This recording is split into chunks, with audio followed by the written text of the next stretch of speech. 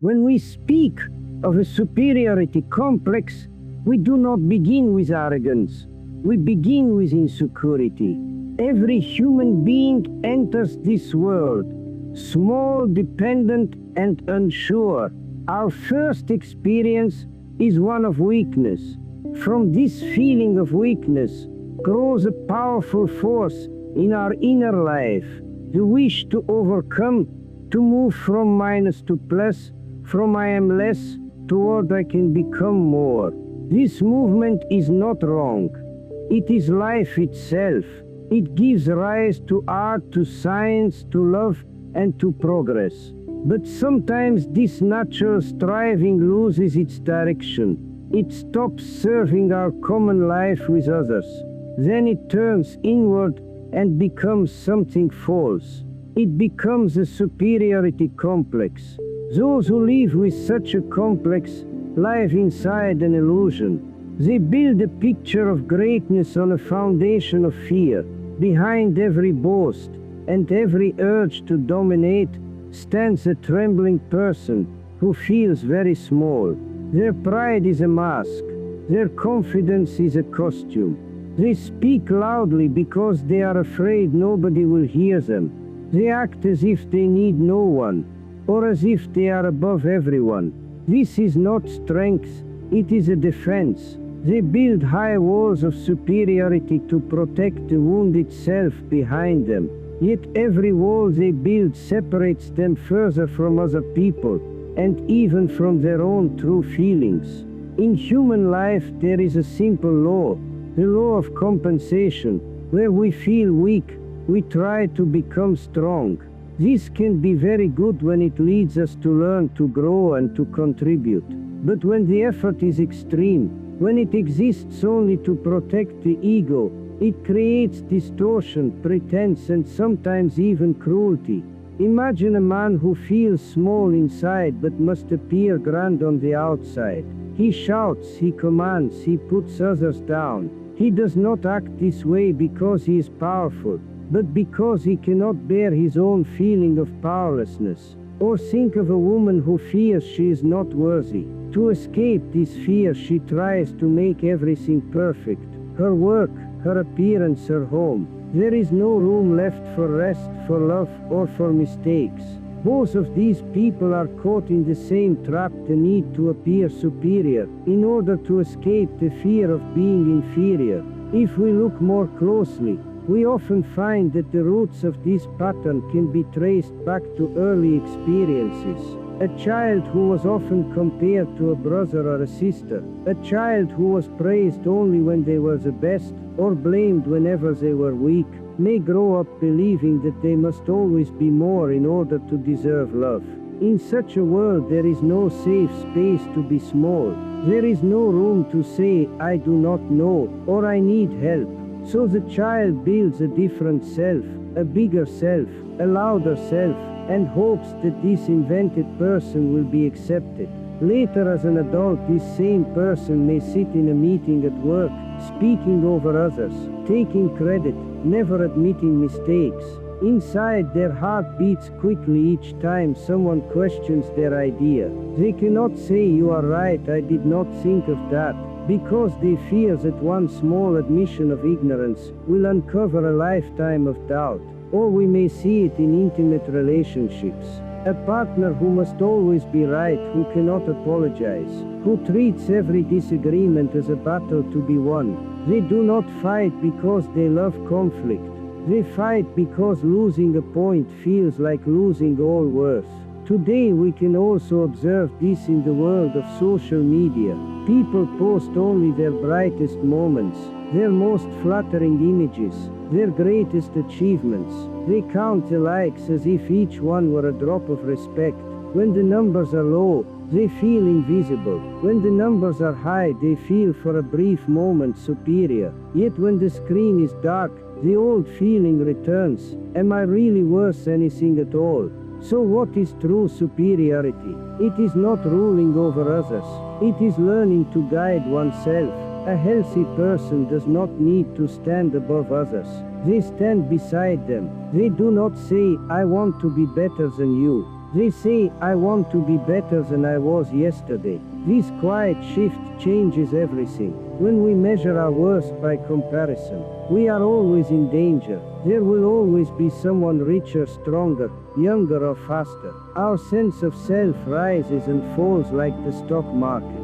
When we measure our worth by contribution, we begin to feel peace. We ask, how can I be of use? And not, how can I prove I am better? Notice how different these questions feel in the body. The wish to prove ourselves tightens the chest, makes the jaw hard, narrows our view of others.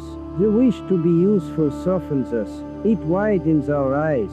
It opens our hands. The task of education and of therapy is to redirect this mistaken striving for superiority towards social interest. The deep feeling that my life has meaning because it is connected to other lives and useful to them. This feeling does not arise from lecture or punishment. It grows from experience. A child who is trusted with a small task in the family, who feels they need me here, receives a quiet message. I belong, I can contribute, I matter. The same is true for adults. The colleague whose ideas are truly heard. The friend who is allowed to help instead of always being rescued. The neighbor invited to share their skills. All begin to feel their worth, not as a decoration on the surface, but as something woven into the fabric of daily life. When we see a child who brags, who bullies, or who hides behind contempt, we should not attack the arrogance. We should understand the insecurity. In their own confused way, the child is crying out for significance. Perhaps no one has shown them that they could be important in a different way. Perhaps they have only learned that the loudest voice gets attention, or that the strongest fist wins the game. What they need is not shame, but encouragement. Encouragement is not empty praise. It is the art of seeing the person behind the behavior.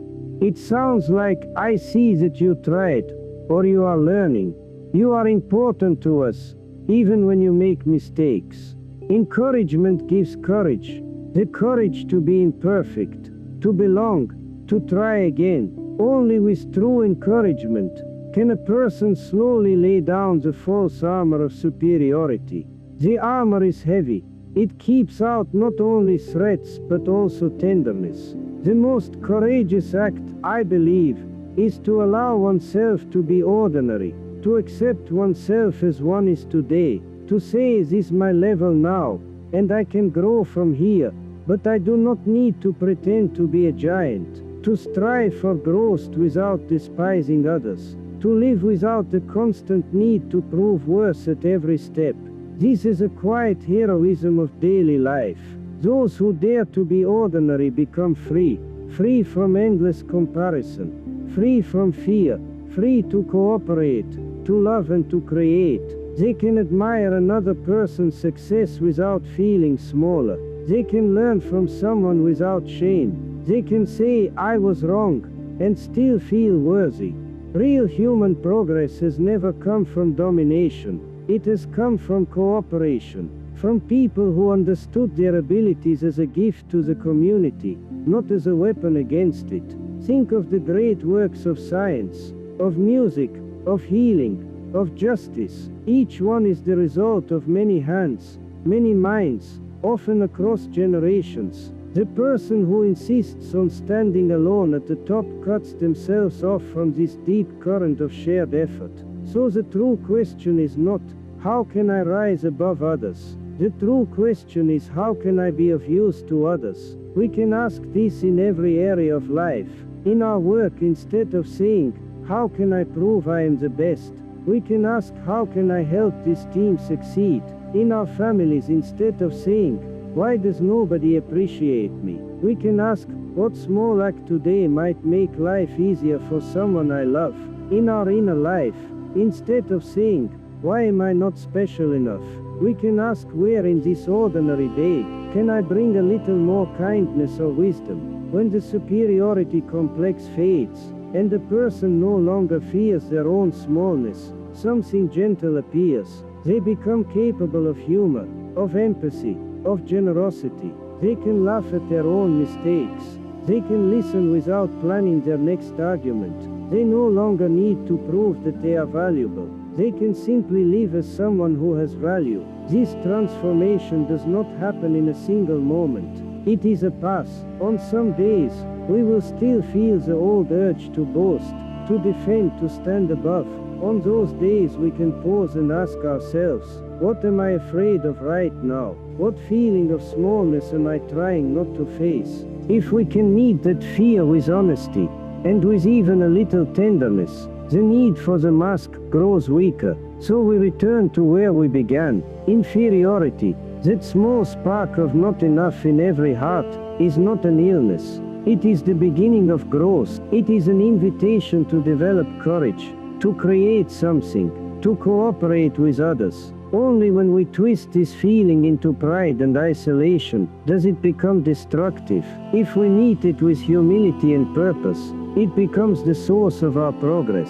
Our shared task, as parents, as teachers, as leaders, and as fellow human beings, is to help one another transform the wish to be superior into the wish to be useful, to help each other replace the dream of standing above with the reality of standing together, to let go of the illusion of greatness, and to discover the quiet joy of contribution. If these thoughts spoke to you, you are warmly invited to stay with this journey, to return to these ideas, or to share them with someone who might need them. In doing so, you help this work continue, and you join a growing community of people who wish to live with courage, compassion, and purpose. Your presence, your listening, and your reflection already shows that quiet movement from I must be more than others toward I can be of use to others.